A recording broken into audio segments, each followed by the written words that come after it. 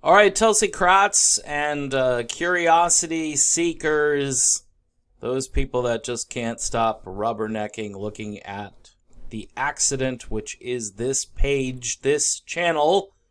Aloha again, I'm Dave. Save America, vote Tulsi Gabbard. Now, earlier today, I shot a video, and I, quite honestly, am very discouraged by more or less the lack of civility around me. And these are people, by the way, who I share some commonality with as far as some of the progressive beliefs that I have adopted or have drifted toward. If you look at my old profile on Twitter, I think I had something like drifting left on some issues.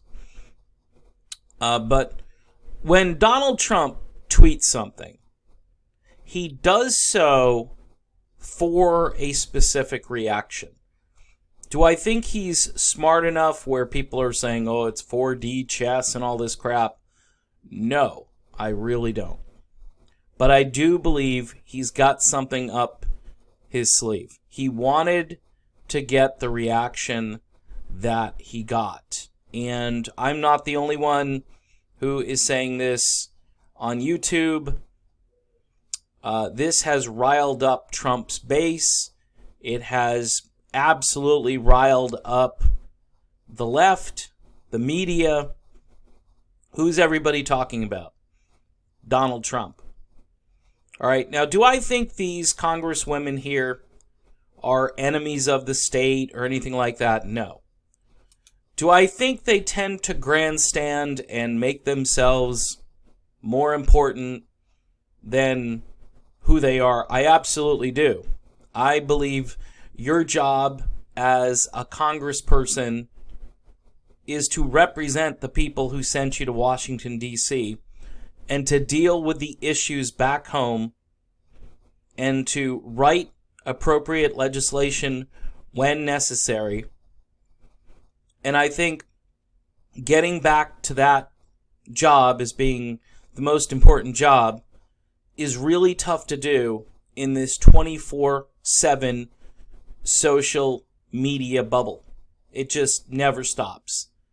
And I'm actually getting really sick of it. I mean, I have to go for walks and read a book, clear my head. As you know, I have a music channel that I manage as well. So I do spend quite a bit of time listening to music. And today I did quite a bit of that after this morning. I don't feel comfortable being the radical progressive that yells and screams and calls everybody a name. And not just like, hey, you're a dummy. It's more like, hey, you're a racist. And you're a bigot. And people who hurl these names at one another, most of the time they've never met the person that they're critiquing. So Tulsi Gabbard has this on her Facebook page, and then she has a link to a New York Times article. I'm not going to link to the article. It has a picture of the 3 out of the 4 congresswomen. I believe it was directed at 4 or 5. I don't know. But in any event, Tulsi says this, and it's a good statement. Yet another example of Trump's ignorance and disdain for the values that make America great. Very interesting that she would put that in a sentence. Most progressives do not want to hear those words in a sentence. And I'm sure there'll be some progressive commentator out there that says, unforced error by Tulsi Gabbard, using Trump's slogan to criticize Trump, still bad. You can't win. You just can't win. It's kind of like saying America first. You can't say that. Humanity first, people first. I don't know. I'd like to see America, have something. You know what I mean? I'd like to see America elevated to a high place as far as the priorities of the people who we elect. rather than going overseas and bombing other countries and worrying about diplomacy. I'm getting a notification that I missed this post from Tulsi Gabbard, and I'm talking about it now. It's a popular post. Trump stepped in it, but he did so on purpose. This is the thing that a lot of people aren't seeing. His comments that 4 U.S. citizen members of Congress should go back to the countries they came from is further evidence that he does not belong in the White House. Okay, so I jumped off the Trump train because I got tired of a couple of things. I got tired of this game that Trump is playing with the media back and forth. I got tired of the incivility. I got tired of the speaking off the cuff and saying crazy crap Trump. I got tired of it. Because I thought, hey, that was the shtick during the campaign, and it worked really well as far as beating up on the other candidates. I thought once he got to the Oval, maybe there would be a change of pace. But if anything, he's kept the circus, he's kept the plates in the air, and the media follows along, and the Democratic Party follows along, and now you've got the progressive wing of the of the Democratic Party, following along and playing the game. It's a game, all right? I can't explain to you how I know it's a game, but I know it's a game. Because either Trump is deranged, okay, completely off his rocker, which he might be. I mean, I wouldn't put it past him to be completely crazy, or he's crazy like a fox, all right? If you go across social media right now, and YouTube especially, and you check out some of the pro-Trump people who do videos, they're getting tens of thousands of views on videos that are, but they're rants. They're rants against these 4 freshman congresswomen. And what this is doing is it's polarizing the country more. And I hate that. And one of the reasons I decided to follow Tulsi Gabbard and to endorse her and to do this channel is because I want out when it comes to the crap that I hear and see on social media each day. Now, she just says he doesn't belong in the White House. She doesn't say he's a racist. She doesn't say he's a bigot.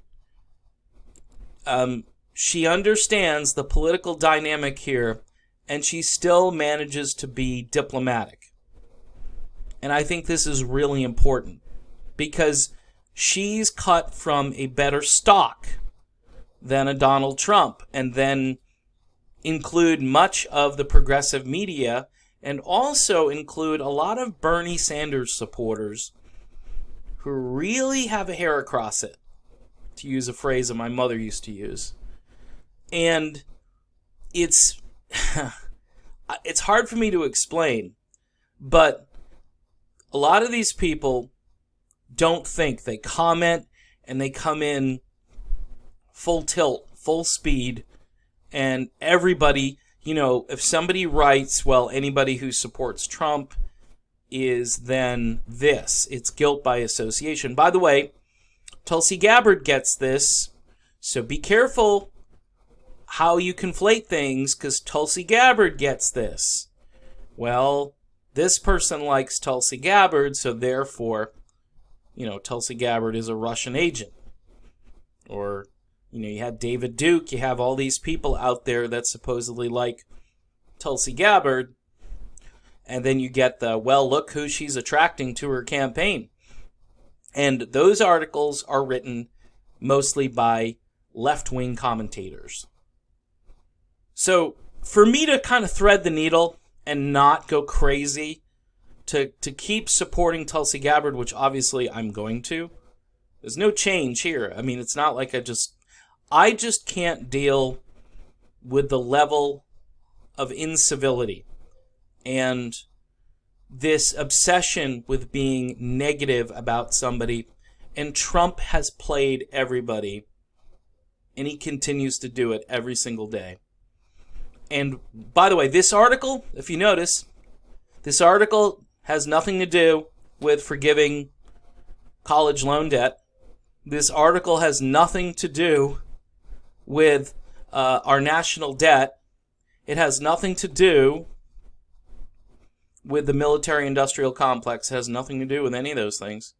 It's not about free college. It's not about legalizing marijuana. It's not about any of these things. It's about this thing that Trump did. And, you know, when you're off balance, like in a hockey game, when you're off balance, somebody can plow right into you and throw you right to the ice because you're not on your skates. And Trump, he's a master at either keeping everybody off balance or, you know, and I don't think he's got any dog in this hunt anymore. I don't even think he cares if he gets a second term. At this point, he's already got a crazy legacy. And he shouldn't have been in the White House. He shouldn't have got there. Because of all of the American citizens who could run for president, there had to be one that was more qualified than him to be the president. There had to be one. But we didn't vote for that person. I know. It was the Electoral College and it wasn't the popular vote and da-da-da-da-da-da-da-da. Okay. Well, that isn't where we are today. Where we are today is Trump is the president and he's playing everybody. Go do some searching on YouTube, various platforms, and many of the right-wing commentators and even people who are just observers looking at this, they're starting to think that Trump is this mad scientist, evil genius.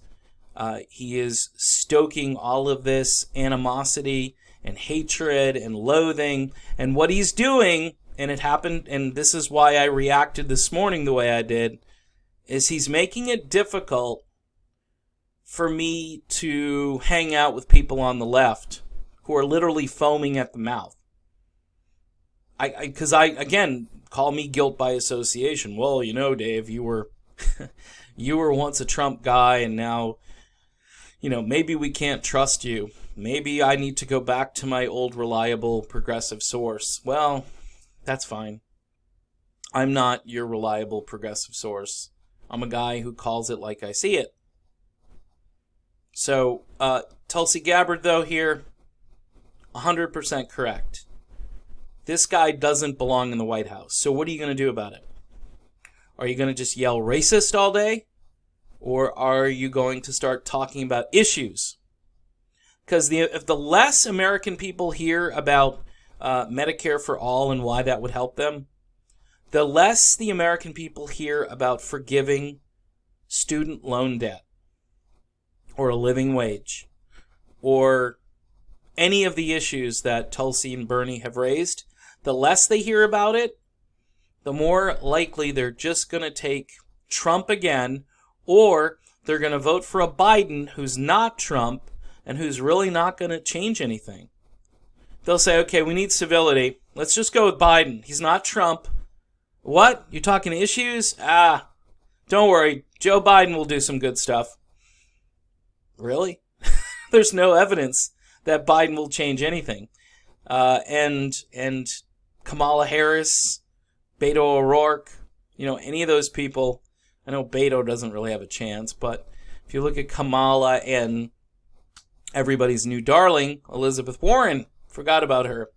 But this isn't about the other candidates. This is about Tulsi Gabbard being the best choice because she's diplomatic. She's not tone deaf. She's not a tribalist. I think she would be good for all Americans and not just this little sliver. And you know what? She would explain herself. If she's for a policy, she's going to let you know why she's for it. She's going to give you the logic behind it, and she's going to stick to it. I think it's good, though, that Tulsi did defend these women. I'm not a big fan, really, of any of them, but Trump, and this is what I mean, Trump did this on purpose. This isn't just like Donald Trump drunk and tweeting in the middle of the night. We know he doesn't drink. I don't know if he, what else he does, as far as how he stays alert 24/7. But this whole thing was designed to distract and not let people hear about and talk about real ideas and issues. And it's going to be like this right up until the campaign, right up until we get hot and heavy into the campaign season. And the media, by the way, the media is just itching for Donald Trump to continue what he's been doing. And don't you think for a second that they're trying to get him out of the Oval Office, because he's been the best thing for these people. And in the meantime, Americans will continue to suffer and will continue to bomb countries that don't deserve to be bombed because they didn't attack us. And we do all this underneath all of the crap that is this. And it's just, as I like to say, a dog and pony show. So, in any event, it is what it is, I guess. But Tulsi Gabbard, spot on. And good for her for standing up. Because someone needs to stand up, but they need to do it with a little bit of class. And she ended up being the classiest critic. And just plain spoken, and has a nice little article to go with it. So there you go.